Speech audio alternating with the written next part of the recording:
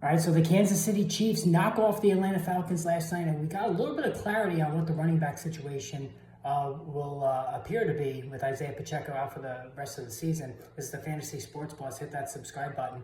I want to go over some injuries as well, and then I'm going to talk about that Chiefs-Falcons game. Now, as far as the injuries, the most serious one appears to be Justin Herbert, who left the game in a walking boot after the Chargers were absolutely throttled by the Pittsburgh Steelers. He probably shouldn't have even played. He came in banged up. Jim Harbaugh took a chance, and now Herbert looks like he's injured. He's going to miss multiple weeks with Tyler Heineke filling in. So I know Quentin Johnston's had a nice start to the season, a little bit of a breakout for him, but unless you have J.K. Dobbins, there's nobody on this Chargers offense I want to use going forward, at least until Herbert comes back. Sam Laporta left on a cart. He's got a low ankle sprain, not a high, which is good. So that, usually considered week to week, he'll have further testing. Trey McBride, another tight end, he goes down with a possible concussion. So again, with concussions week to week, as does Devontae Smith. And Devontae Smith, that one looked a little bit more serious, so I doubt he plays in week 4. Philadelphia Eagles are just absolutely destroyed with injuries. A.J. Brown has missed 2 games with a hamstring. Hopefully he comes back. But again, the injuries are the theme of the season early on here. If you started Juwan Jennings yesterday, congratulations. Just a monster 3-touchdown performance for him. As 49ers themselves are dealing with an unbelievable amount of injuries, so good job there. A lot of up and down performances throughout the league. We talked about Anthony Richardson, 5+ fantasy points. So if you own Anthony Richardson, the Indianapolis Colts quarterback, I sounded the alarm on this prior to week 3 with a crisis point video. That crisis point level has gone up even more. Like, he just looks awful right now. He cannot throw the football. Now, you're never going to sit him. I mean, it's not a Bryce Young situation. He can still move the football, but his legs. Jonathan Taylor is having a monster season right now. Comeback season for him. So that's helped to take some of the pressure off of Richardson. But if you invested in Richardson, you're going to be very nervous right now. All right, now as far as last night is concerned, so Pat Mahomes, 26 of 39, 217, 2 scores and a pick. The main beneficiary was Rashee Rice. Rashee Rice, one of the best performances of the week in fantasy, 12 catches for 110 yards and a score. Not Deontay Johnson numbers, and I did a separate video on him already, but a huge game for Rashee Rice. And Rashee Rice, with no suspension looming, he is a top 6, 7, 8 wide receiver in fantasy. And he's pushing for top 5 status at this rate, the way he's going. Now, the hope was Travis Kelce would be more involved. Only got 5 targets, though, 4 catches for 30 yards. Listen, he looks a step slow. People are having fun with the Taylor Swift thing, but Travis Kelce is just getting old. That's it. I mean, this is a position where, unless you're Tony Gonzalez, you don't age well. I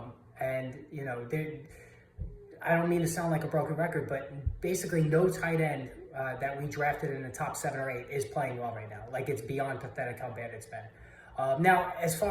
Xavier Worthy, 2 catches, 17 yards. I said after week 1, remember what I said, trade Xavier Worthy off of that week 1 performance because I thought he was going to be way too volatile going forward, and that's exactly what's happened here. He's not getting the ball much. He only had 4 targets. I know they did a couple of, 3 carries for 13 yards. It's just going to be way too up and down. His value is the highest after week 1. Now the running game. No Isaiah Pacheco. Carson Steele, the undrafted rookie, got 17 carries for 72 yards. Like, he looked pretty decent. Was not used in the passing game. Only 1 catch for 2 yards. And Samaje Perine, 6 carries for 25 yards. Perine, 3 catches for 15. So that seems to be the 2-to-1, basically, Carson Steele. Now, what happens when Kareem Hunt comes around? I mean, I don't know. But Steele played well enough that he's going to continue to get looks there. On the other side, Kirk Cousins, again, 20 of 29. That seems to be his baseline performance. 230, 1 touchdown, 1 pick. Again, he still doesn't look right. But here's the big thing. He is now officially propping up Drake London. It took, week 1 was bad, but the last 2 weeks, Drake London has been that wide receiver 1 that we envisioned Cousins turning him into. 6 catches, 67 yards, and a touchdown. 2nd straight week London has scored. He got 9 targets, all right? So 9 targets. This is why I called him my ride or die. I have him on all 3 teams, Drake London. Very good performance here. Darnell Mooney went 8 for 66, which was interesting. And of course, who does it come at the expense of? Kyle Pitts, just 2 catches for 59 yards. Even Kirk Cousins. Now, the 59 yards, that was a big number, but, 5 targets. So, you talk about Kyle Pitts all you want. It just hasn't been there. Now, the running game. Bijan Robinson is lucky he scored. He was awful. 16 carries for 31 yards, 1.9 per pop. Come again? And then Tyler Algier got 7 carries, and he turned that into 32 yards. So, and 4.6 a carry. So Tyler Algier, the last 2 weeks, actually has outperformed Bijan Robinson on a per-carry basis. Robinson only had 2 catches for 21 yards. So right now, Breece Hall, he's returning to value. Christian McCaffrey, not returning to value. Bijan Robinson, not returning to value.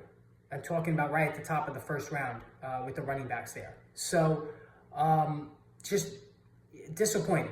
That's the only word you could use there.